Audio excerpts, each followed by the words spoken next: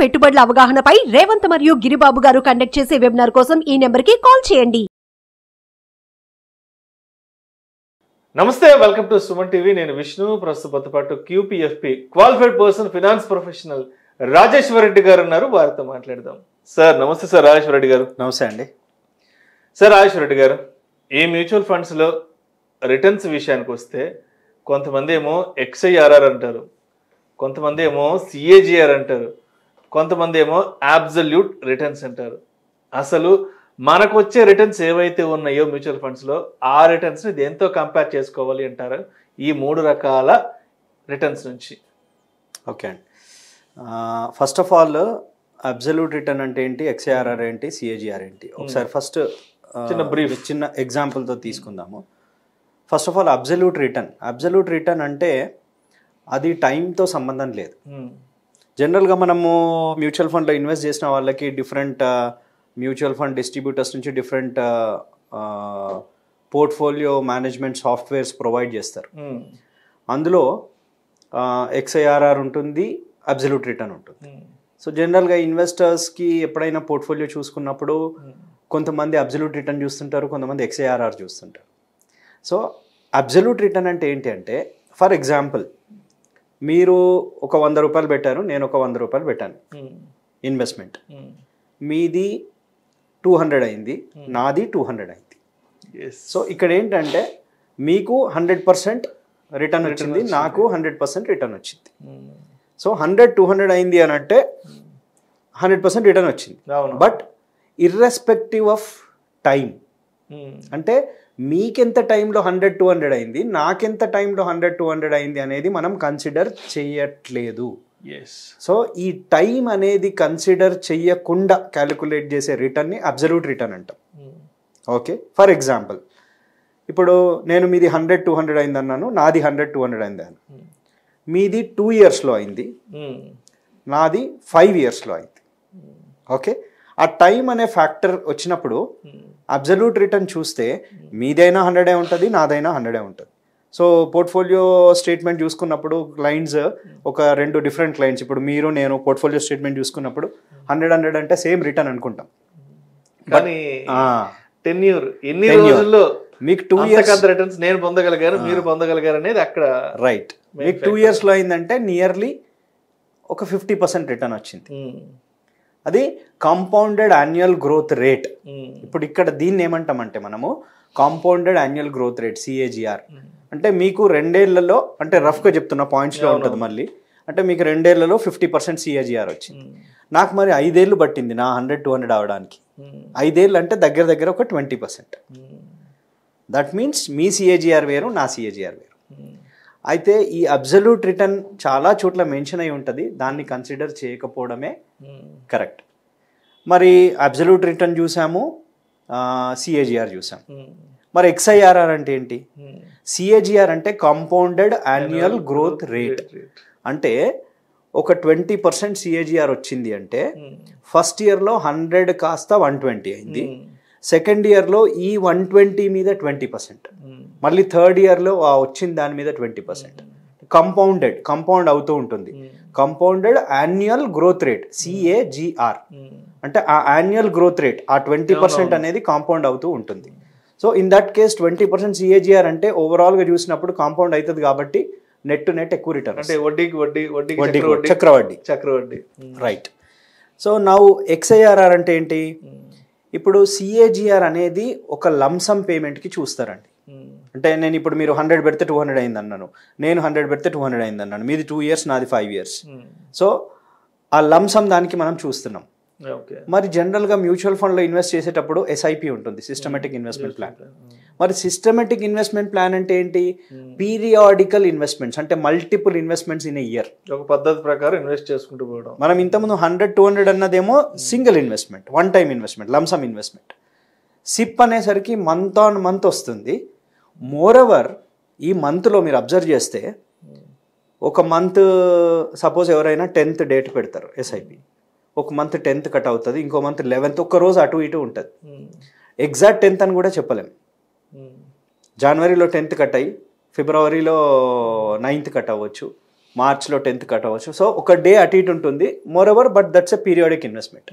మరి దీన్ని చూడడానికి ఎలా? దీన్ని చూడడానికి XIRR, extended internal rate of return. Extended internal rate of return. మరి ఇది ఎలా క్యాల్కులేట్ చేస్తున్నారంటే, ఫర్ ఎగ్జాంపుల్ మీరు ఒక 5 years సిప్ కడుతున్నారు, ఒక 10,000 సిప్ కడుతున్నారు. 5 years తర్వాత మీరు చూసుకునేటప్పుడు మీ ఫస్ట్ ఇన్స్టాల్మెంట్ 60 months ఉంది. ఓకే, మీ సెకండ్ ఇన్స్టాల్మెంట్స్ ఎన్ని మంత్స్ ఉంది? 5 year సిప్లో ఫస్ట్ ఇయర్ నేను 60 months ఉంది అంటున్నాను. మీ సెకండ్ ఇన్స్టాల్మెంట్ ఎన్ని మంత్స్ ఉంది? అక్కడ 5 years సిప్ కడుతున్నాం. ఓకే, మీరు 10,000 సిప్ కడుతున్నారు అంటే 5 years కట్టేసాం, 60 months కట్టాం. మనం ఇక్కడ రిటర్న్ ని ఎలా క్యాల్కులేట్ చేస్తున్నాం అనేది దాన్ని అర్థం చేసుకుంటున్నాం. ఓకే, 5 years కట్టినప్పుడు 60 months కట్టినప్పుడు 60 months తర్వాత మీరు రిటర్న్ చూసుకునేటప్పుడు మీ ఫస్ట్ ఇన్స్టాల్మెంట్ 60 months ఉంది అందులో మార్కెట్లో. మీ సెకండ్ ఇన్స్టాల్మెంట్ ఎన్ని మంత్స్ ఉంది? 59 months ఉంది. థర్డ్ ఇన్స్టాల్మెంట్ ఎన్ని మంత్స్ ఉంది? 58 months ఉంది. ఫోర్త్ ఇన్స్టాల్మెంట్ ఎన్ని ఉంది? 56 months ఉంది. అంటే ఒక్కొక్క మంత్ డిక్రీజ్ అవుతూ ఉంటుంది. జనరల్ గా మనం ఒక లంసమ్ ఇన్వెస్ట్ చేస్తేనేమో మనం 1 year 2 year 3 year ఏం చేస్తామో అదంతా తీసుకుంటాం. కానీ సిప్ లో అలా కాదు కదా. సిప్ ఏం చేస్తున్నామంటే మనం కట్టిన ఫస్ట్ ఇన్స్టాల్మెంట్ ఎంటైర్ పీరియడ్ ఉంది, సెకండ్ ఇన్స్టాల్మెంట్ ఒక మంత్ తగ్గుతుంది, థర్డ్ 2 months తగ్గుతుంది. ఇక్కడ ఫస్ట్ ఇన్స్టాల్మెంట్ కి 60 months కి రిటర్న్ క్యాల్కులేట్ చేయాలి, సెకండ్ ఇన్స్టాల్మెంట్స్ కి 59 months కి రిటర్న్ క్యాల్కులేట్ చేయాలి, థర్డ్ ఇన్స్టాల్మెంట్ కి 58 months కి రిటర్న్ క్యాల్కులేట్ చేయాలి. ఇలా ప్రతి ఇన్స్టాల్మెంట్ కి రిటర్న్ క్యాలిక్యులేట్ చేసి దాని యావరేజ్ తీస్తే వచ్చేది XIRR.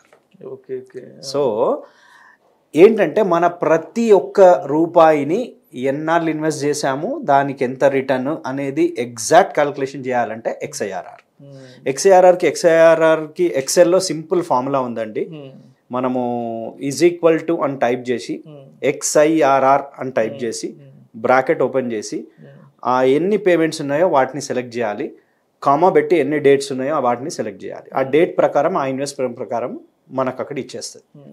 సో ఇక్కడ ఈ రిటర్న్స్ అన్ని ఎందుకు మనము ఈరోజు డిస్కస్ చేస్తున్నామంటే అండి, ఫర్ ఎగ్జాంపుల్ చాలామంది రియల్ ఎస్టేట్లో ఇన్వెస్ట్ చేసినప్పుడు ఎంత పెట్టాను ఎంత వచ్చింది, they look in terms of absolute return.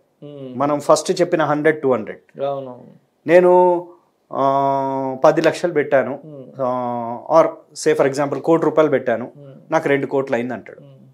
ఇది ఎన్ని డేస్ లో ఎన్ని సంవత్సరాల్లో వచ్చింది అనేది పర్టికులర్ గా రియల్ ఎస్టేట్ ఇన్వెస్ట్మెంట్ కి వచ్చినప్పుడు ఇది జరుగుతుంది. అదే మ్యూచువల్ ఫండ్ రిటర్న్ కి వస్తే సపోజ్ అదే ₹1,00,00,000 2 కోట్లు అయితే నాకు 1 కోటి పెట్టా 2 కోట్లు అయింది అన్నారు.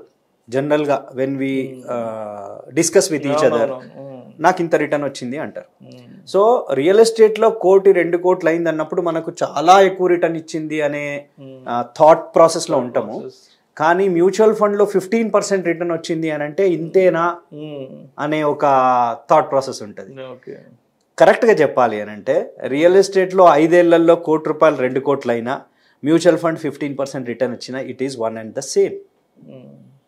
కానీ ఆ వే ఆఫ్ లుకింగ్ అది అబ్సల్యూట్ రిటర్న్ లో, ఇది XIRR లో క్యాల్కులేట్ చేస్తున్నాం కాబట్టి మనకు ఆ తేడా తెలుస్తుంటుంది. స్టాక్స్ లో కూడా అండి, ఇఫ్ యూ అబ్జర్వ్, మనము స్టాక్ ఇన్వెస్ట్మెంట్ చేసినప్పుడు మనకు ఆ పోర్ట్ఫోలియోస్లలో చూసినప్పుడు అక్కడ అబ్సల్యూట్ రిటర్న్ చూపిస్తుంటాడు. సో ఎంత పెడితే ఎంత వచ్చింది, నేను 1,00,000 పెట్టాను 1,50,000 వచ్చింది, 50% రిటర్న్ అని అక్కడ చూపిస్తాడు. ఆ రిటర్న్ని తీసుకొచ్చి మ్యూచువల్ ఫండ్లో XIRRతో కంపేర్ చేసి నాకు అక్కడ ఎక్కువ రిటర్న్ ఇచ్చింది అని అంటారు. సో ఈ రిటర్న్ కంపారిజన్ చేసేటప్పుడు అంటే asset class to asset class, real ఎస్టేట్తో మ్యూచువల్ ఫండ్కి చేసిన, స్టాక్స్తో మ్యూచువల్ ఫండ్కి చేసినా కానీ సేమ్ లాజిక్ యూజ్ చేయాలి. అంటే సేమ్ ప్యాటర్న్, అంటే XIRR చూస్తున్నప్పుడు XIRRే చూడాలి, CAGR చూస్తే CAGRే చూడాలి.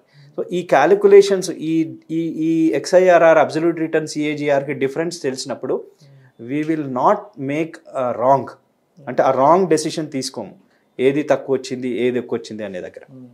సో ఇవి చాలా చాలా ఇంపార్టెంట్. జనరల్గా ఓవరాల్ వ్యూ చెప్పాలి అని అంటే, మనము లైఫ్ ఇన్సూరెన్స్ ఇన్వెస్ట్ చేసినప్పుడు ఇయర్లీ ప్రీమియమ్స్ కడుతుంటాం, అక్కడ CAGR చూసుకోవచ్చు, no problem. Mutual fund lump sum పెట్టినప్పుడు సిఏజిఆర్ చూసుకోవచ్చు, అండ్ ఎస్ఐపి పెట్టినప్పుడు XIRRని చూడాలి.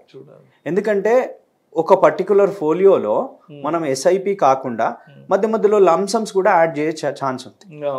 మరి ఆ లంసమ్స్కి కూడా రిటర్న్ క్యాలిక్యులేషన్ అందులో ఉండాలి అని అంటే XIRR, extended internal rate of return is the best way of looking the returns.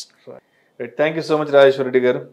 అసలు మ్యూచువల్ ఫండ్ ఇన్వెస్ట్మెంట్స్లో ఎన్ని రకాల రిటర్న్స్ ఉంటాయి, ఏ రిటర్న్ని ఎలా అర్థం చేసుకోవాలి అనే అంశం గురించి చాలా చక్కగా, చాలా డీటెయిల్డ్గా మీ అనాలిసిస్ తెలియజేస్తే thank you so much sir. నమస్తే. సుమన్ టీవీలో మీ పర్సనల్ అండ్ బిజినెస్ ప్రమోషన్స్ కోసం కింది నెంబర్కి కాంటాక్ట్ చేయండి.